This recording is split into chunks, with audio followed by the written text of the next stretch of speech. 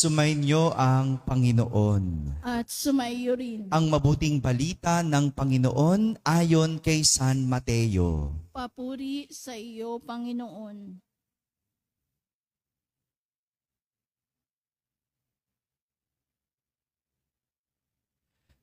Noong panahong iyon, lumapit kay Jesus ang asawa ni Zebedeo, kasama ang kanyang mga anak. May ibig siyang hilingin, kaya't lumuhod siya sa harapan ni Jesus. Ano ang ibig mo? Tanong ni Jesus. Sumagot siya, sana'y ipagkaloob ninyo sa dalawa kong anak na ito ang karapatan na makaupong katabi ninyo sa inyong kaharian.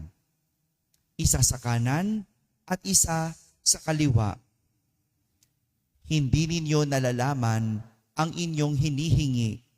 Sabi ni Jesus sa kanila, mababata ba ninyo ang hirap na babatahin ko? Opo, tugon nila. Sinabi ni Jesus, ang hirap na babatahin ko ay babatahin nga ninyo. Ngunit wala sa akin ang pagpapasya kung sino ang mauupo sa aking kanan at sa aking kaliwa. Ang mga luklukang sinasabi ninyo ay para sa mga pinaghandaan ng aking ama. Nang marinig ito ng 10 alagad, nagalit sila sa magkapatid. Kaya't pinalapit sila ni Jesus at sinabi sa kanila, alam ninyo na ang pinuno ng mga hentil ay naghahari sa kanila at ang mga dinadakila ang siyang nasusunod. Ngunit hindi gayon ang dapat umiral sa inyo. Sa halip, ang sino man sa inyo na ibig maging dakila ay dapat maging lingkod. At sino mang ibig maging pinuno ay dapat maging alipin ninyo tulad ng anak ng tao na naparito. Hindi upang paglingkuran, kundi upang maglingkod at ialay ang kanyang buhay upang matubos ang marami.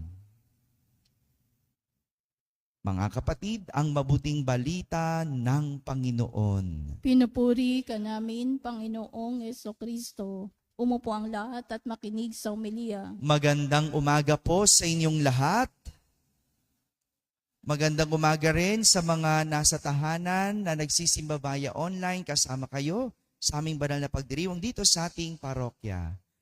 Ngayong araw na ito, pinagdiriwang natin ang kapistahan ni Apostol Santiago o sa Ingles, Saint James.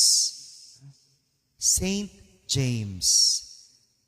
Si Santiago, ang kapatid ni Juan, na anak ni Zebedeo, na parehas na napiling maging mga apostol ni Jesus. Magkapatid.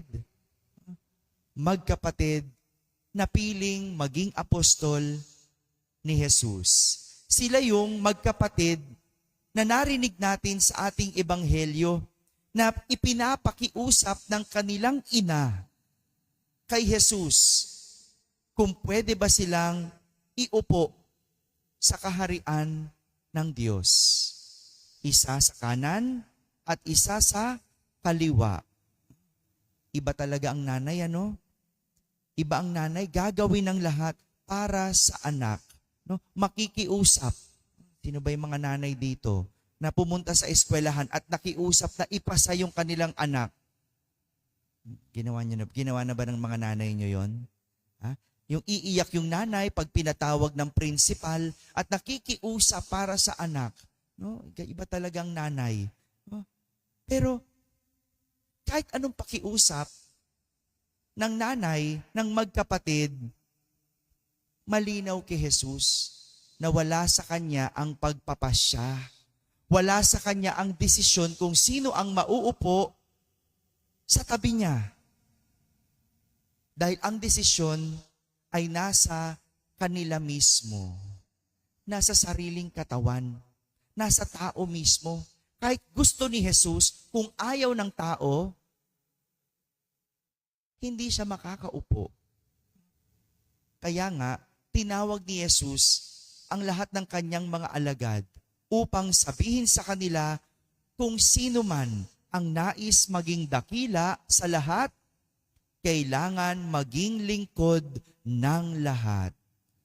At kung sino man ang nais mauna, kailangan maging alipin. Sa pananalitang ito,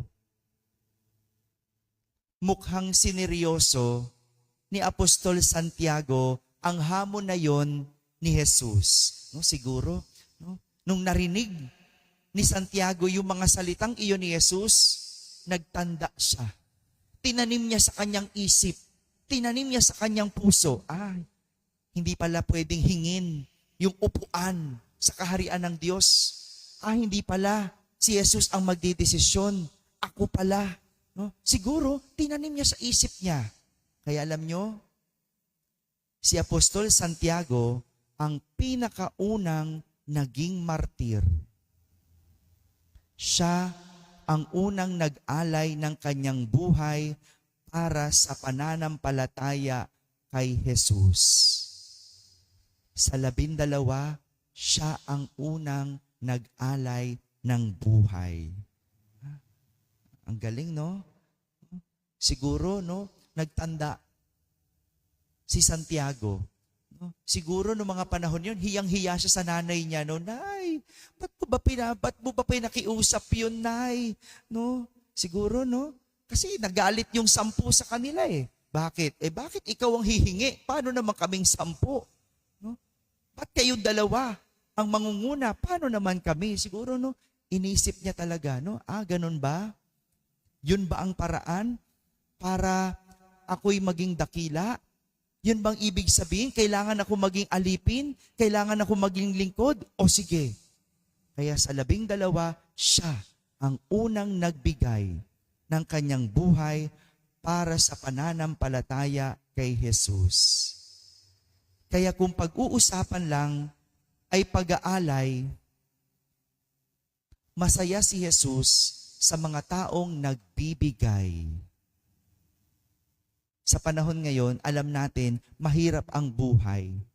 No? Pero ganun pa man, masaya ang Diyos sa mga taong marunong mag-alay. No? Huwag na tayong lumayo. Sa ating simbahan na lang. No? Hindi tayo makapagpapatuloy ng ating misyon bilang simbahan kung hindi dahil sa mga nag-aalay. No? Maraming salamat sa mga Soledad pledgers natin. No? Yung mga ganyang simpleng pagbibigay, buwan-buwan. No? Hindi na lang nagiging pagbibigay, naging pag-aalay. At hindi na lang nagiging pag-aalay, kundi nagiging commitment. No? Yung buwan-buwan, magbibigay. No? Kaya nga, maraming salamat sa mga Soledad pledgers natin. Salamat doon sa mga nagpapadala, nagbibigay ng alay. Yung mga nasa abroad, alam nyo, meron. Ang hirap ng buhay sa abroad pero naglalaan sila para sa atin. Para saan ba yun? Para sa mga scholars. Scholars. Liam. No? Kaya yung binibigay ng simbahan, huwag sasayangin. No? Papasok sa eskwela. Gagamitin para makatapos. Kasi galing yan sa mga naghirap. Galing yan sa mga nagsisikap. No? Ganon din sa atin. Yung pasweldo natin. Yung nababayad natin sa kuryente. Yan yun. Galing yan sa kontribusyon ng lahat ng nag-alay. Lahat ng nagbigay. No? Like ko kinukwento, meron nagbibigay sa atin. No? Nasa Middle East, ginigera na. No? Ginigera na, pero magme-message pa sa akin, Father, papadala ko bukas Hindi ako makalabas kasi may mga missiles. Imagine niyo 'yon. Ginigera na, naiisip pa rin yung padala dito. At hindi yan malayo sa mga nag-aalay. Mga simple nating pag-aalay sa buhay, sa mga magulang na naririto na nagsisikap, parang anak ay mapabuti. Sa mga anak na naririto na nagtatrabaho na sila na yung umaako para itaguyod ang pamilya. Hindi yan malayo sa mga lingkod natin na gumigising ng maga, no? Nagwawalis, nagmamap, no? Tumutugtog, nag-online, kahit na paminsan-minsan late, no? Pero salamat pa din, di ba? No, ang hirap magreklamo kasi lahat ito binibigay natin ng kusang loob. Hindi naman ako magagalit kay Badong kung di ba? Kung minsan late na yung mga sakristan, pero sige na rin, no? Kasi yan yung mga pag-aalay, no? Konting sakripisyo dahil sino magsasabi na yung mga ginagawa nating maliliit maaring maghatid sa atin ng upuan sa kaharian ng Diyos. Kaya nga, ang pag-aalay ng sarili ay hindi lang para sa iilan, kundi para sa lahat. Ulitin ko, para sa lahat. Kaya hindi ako namimili kung sinong gustong maging lingkod. Kaya kayo mga lingkod, wag din kayo namimili. Minsan, ayaw nyo pag-servant, ayaw nyo paglingkurin. Hindi. Open sa lahat. Open. Bakit? Dahil nagsisimula yan sa desisyon. Desisyon. Dahil ang hamon ni Jesus, wala sa kanya ang pagpapasya, kundi sa pinaghandaan. Ito ang unang hakbang sa pag-aalay o pagbibigay, ang magdesisyon. Kadalasan kasi, marami tayong dahilan, kaya hindi tayo makapagbigay. Marami tayong dahilan, kaya hindi tayo makapag-alay ng sarili sa Diyos. Ano yung unang dahilan natin? Mauubusan ako. Pangalawang dahilan, paano ako? Pangatlong dahilan, wala akong panahon. Yan yung mga dahilan ng mga hindi kayang magbigay.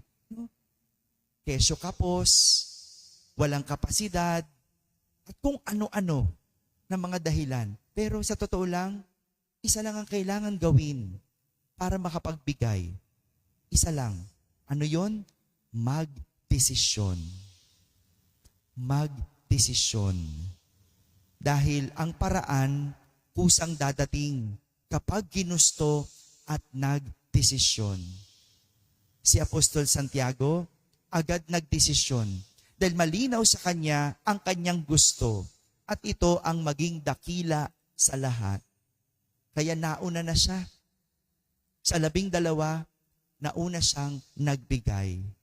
Hindi man naging madali, pero dahil ginusto at nagdesisyon, nangyari ang lahat dahil inialay sa Panginoon. Ang ganda ng ating Salmo Responsorio. Ano sabi? Ang nagtanim na may luha ay aaning natutuwa. Yung araw-araw nating pagsisimba na ang hirap-hirap bumangon. Yung araw-araw mong pagtatrabaho na ang hirap-hirap. Minsan nga, di ba sinasabi, dugo at pawis. Samahan mo pa ng luha. Lahat ng nagbigay ng may luha, aaning natutuwa. Yan yung magandang paalala sa atin. Yung mga pag-aalay natin na hindi madali, sa huli, aanihin nating natutuwa. Mga kapatid, kailangan lang magdesisyon at alisin ang madaming rason. Dahil anumang hirap ang pagdaanan, hindi tayo pababayaan ng Panginoon. Amen? Amen.